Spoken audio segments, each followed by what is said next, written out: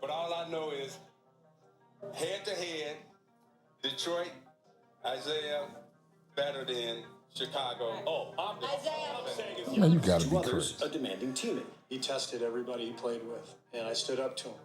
He hauls off and hits me in the chest, and I just haul off and hit him right in the fucking eye. But for almost every basketball player, Jordan was the biggest inspiration. Everyone wanted to be like Mike.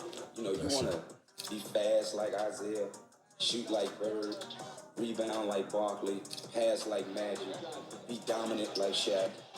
But man, I wanted to be like Mike. To the world, MJ was an icon, a global superstar who changed the NBA and sports culture forever. Yes, One day you might look up and see me playing a game at 50.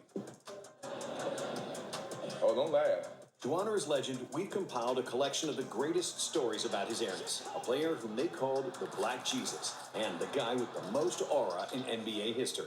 There were certain players throughout NBA history who put fear in opponents' hearts. Kobe was one of them. Shaq was feared due to his immense size and physical prowess. Allen Iverson was feared too, as everyone was afraid to get their ankles broken by AI. While Larry Bird could take all your confidence away with one line. Really just teasing. I look around and everybody's looking at me. I go, who's coming second? However, nobody was as feared as Michael Jordan, who was as equally vicious and vindictive as he was a great basketball player. Nick Anderson said 45 is not 23. Oh, Lord. I would have said, man, y'all, you don't shut the fuck up.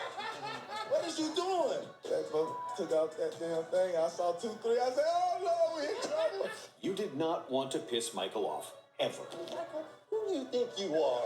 So at half, I have 10, and he has 4 points. He ended up with 44, and I ended up with 12. Even though he played before the smartphone era, Jordan would read every news article and watch every TV segment to find even the tiniest bit of inspiration. Before the 1992 NBA Finals, some analysts suggested that Clyde Drexler might have an edge over Michael Jordan because he was a better three-point shooter. So, what did Jordan do? He scored 6 threes in the first half, breaking the finals record for most threes in a half. Challenge, man. You can't challenge this man. This man is On March dangerous. 19, 1993, Washington Bullets guard LaBradford Smith went off for a career-high 37 points in a road loss to the Chicago Bulls. Following the game, Smith reportedly told Jordan, "Good game, Mike." Claiming that he felt Smith was mocking him, Jordan supposedly told people that he would drop 37 points against Smith in the first half of the team's next meeting, which was scheduled on the very next night. Jordan didn't quite live up to his braggadocious claim, as he only managed to score 36 points prior to halftime. Years later, Jordan admitted that Smith never said, "Good game, Mike," and that he simply made up this story to give himself some added motivation. But when you provided that motivation yourself, you were in big trouble. We in Chicago. JR is having a good game. I was just like, yo, keep killing. Mike can hear me. I see him and Mike having a conversation. He's like, he don't even know he's excited. And now MJ on the back leg joint. And it's the next 6 to 7 minutes to play, y'all. He down 25 now. It was just that 2. Mike had 18. He had 40 now. MJ was ruthless, and he wasn't hesitant to pick on anybody and say whatever came to his mind. When the Chicago Bulls faced the young and talented Charlotte Hornets in the first round of the 1995 playoffs during a crucial moment in Game 4, with the Bulls up 2-1 in the series, Muggsy Bogues had the ball during crunch time, with MJ guarding him. Jordan stepped back and gave the 5'3" Bogues the chance to shoot, while yelling, "Shoot it, you fucking midget." The shortest player in NBA history took the shot. It didn't come close, as he was just another victim of Jordan's brutal trash talk. However, Jordan didn't care about size, and he wasn't afraid to challenge much bigger players. After Dikembe Mutombo bragged that Jordan never dunked on him, You haven't got me in 6 years. Just go ahead and say it. No. MJ got him the very next game they played. MJ. While giving Mutombo a taste of his own medicine, the infamous finger wag. A very similar story happened in Utah when the Bulls played the Jazz, and Michael dunked hard on 6'1" John Stockton. Jazz owner Larry Miller yelled, "Pick on someone your own size." So, on the next possession, MJ dunked on 7'1" center Mel Turpin and shouted, "Is he big enough for you?" But Michael was competitive in everything, not just basketball. During the 1992 Olympics, the members of the Dream Team often played cards and shot countless rounds of golf between games. They also played ping pong, where one player ruled supreme, the young college guy Christian Laettner. Leitner defeated Jordan badly the first time they played, and for 2 days, MJ didn't want to talk to anybody, feeling humiliated by a guy who hadn't even played a second in the NBA. But Michael, being Michael, secretly had a ping pong table delivered to his room. Wow. I've heard through the rumor mill that Jordan had, like, someone go out and buy a ping pong table and take it up to his room. Practicing maniacally for a few days until he was ready to get revenge.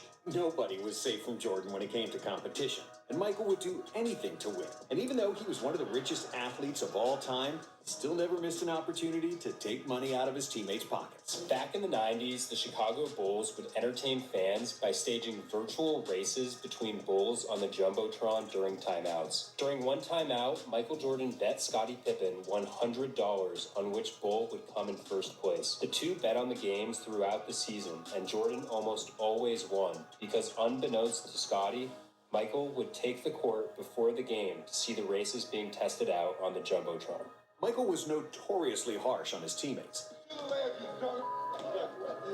And the most famous story of his ruthless competitiveness was when he punched Steve Kerr during practice. I just haul off and hit him right in the eye. However, that's just one example. Jordan also punched Will Perdue. Will set a legal pick on MJ. MJ said, Will, don't do it again. Phil said, run it again. Legal pick. MJ walks up to Will. Boom! Let him up. It was over. The next day on the plane, Will gets on the plane with a huge shiner. When the Bulls let Charles Oakley go and brought in Bill Cartwright, Jordan resented the loss of his friend and took it out on Cartwright, calling him Medical Bill and intentionally throwing impossible passes at him in practice to draw attention to what he perceived to be his bad hands. In The Last Dance, we saw how MJ talks trash to Scott Burrell. However, Burrell later defended Jordan, saying that he only used intimidation tactics to challenge his teammates. He just wanted me to be prepared for what I was going to face later on in that season.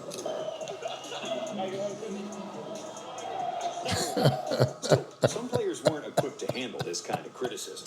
Kwame Brown, whom Jordan selected first overall in 2001, might be the biggest example of Jordan's ruthless approach gone awry. His hero is Jordan, his nemesis is Jordan, but his real nemesis is Oakley. I remember we sitting at the bar, and Jordan there, and Kwame is like, yeah, I'm going to f*** him up. I'm gonna whoop his ass. And Kwame was like, he by himself. Bartender, shots, give me 5.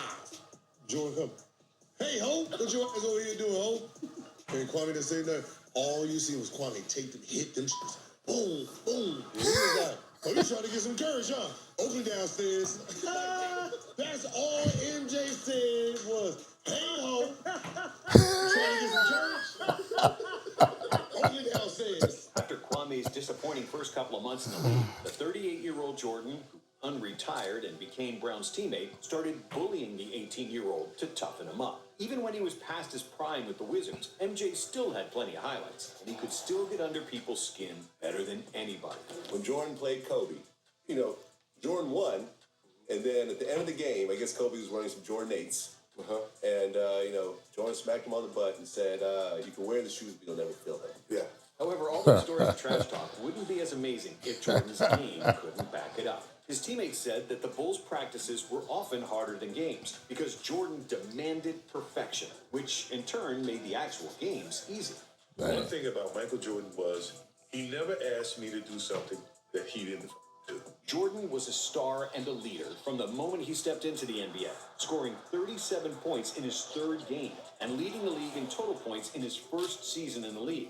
His aerial ability was unmatched, and something the NBA had never seen before. When he dropped a career-high 69 points against the Cavaliers, he was telling poor Craig Elo exactly how he would score on it, and then he did it. Even his biggest critics had to admire Michael's game.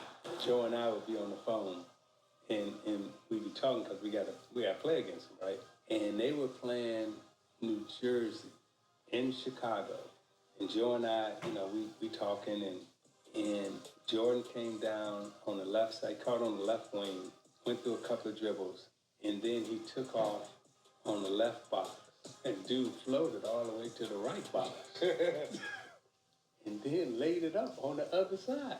And I swear to God, Joe and I were on the phone, and for about 5 minutes, man, it was just dead silent.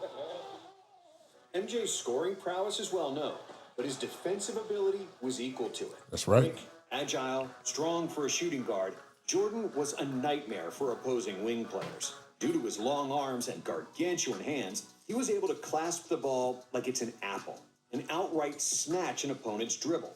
Michael ranks 4th all-time in steals, and in a 1988 game against the Celtics, he stole the ball 8 times in the first half. It's been the Michael Jordan show so far with 8 first-half steals. That's a Bulls record. Of course, the most famous and the most important steal of Jordan's career happened during his last game for the Bulls, when he stole the ball from Karl Malone, after which he made arguably the biggest shot of his life.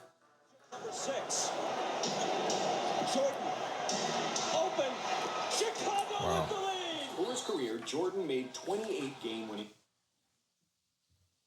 Look, I don't even have to watch no more, man. I mean, I didn't have to watch that. I just wanted to, you know, I've been hearing a little chatter from, a couple of people in reference to, you know, let's just say Kevin Durant being the GOAT. So I just had to throw something out there for, you know, for a couple of people to see, to show you that that young fella got a long way to go, and he'll never get there. He'll never get there. Oh, Michael Jordan is the GOAT. Stop it. It's the Crook Report, and I thought it was a good time for me to just talk about MJ. Yep. So, hey, peace out.